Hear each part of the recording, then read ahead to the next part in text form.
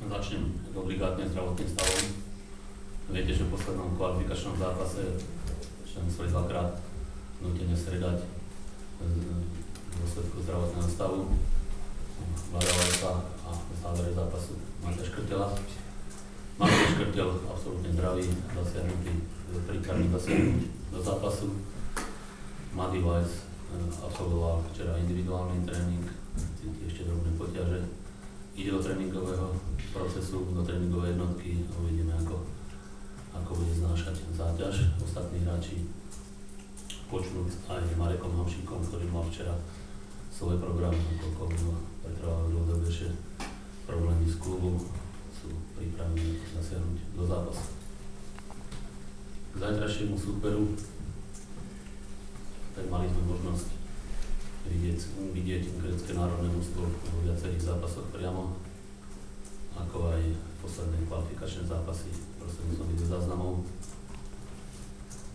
S takým očakávaním sme čakali, ako zareagujú po výstupe na mestrovstvá Európy, či nastane u nich tá generačná výmena, ako avizovali. Nakoniec sa zdali len dvaja najstarší hráči tam z reprezentácie, či Chalkias a útočník Libropoulos, avizovaný.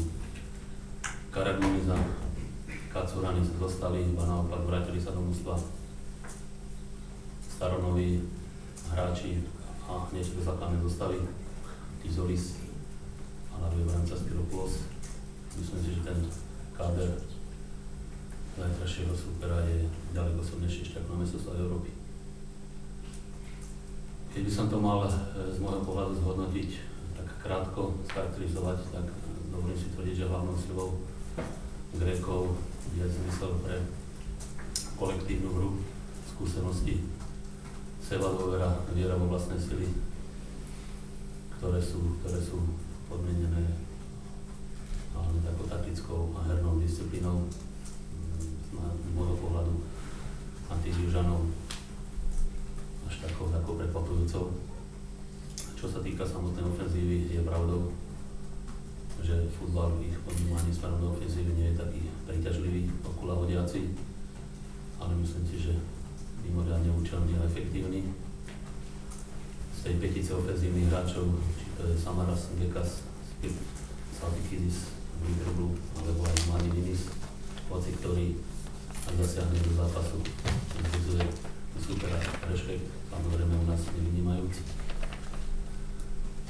Z hľadiska defenzívy najväčší úspech gréckeho futbalu bol podložený veľmi kvalitnou prepracovanou defenzívou. Myslím si, že aj terajší tréner stavia na tom Iketa, tá defenzíva nie je taká ortodoxná, ako to bolo v roku 2004 na mestrovstvách Európy.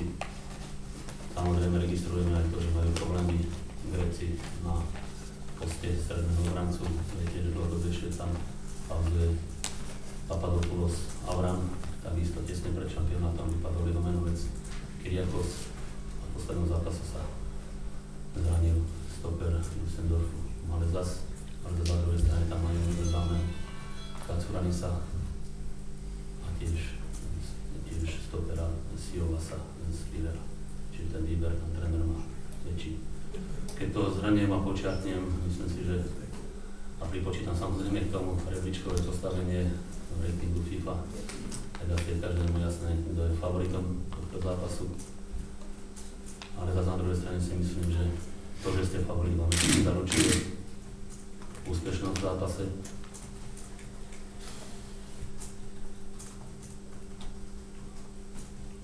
My sme odhodlaní ísť do toho zápasu, samozrejme rešpektujúc tie kvality supera, s tým, aby sme sa po zápase smiali.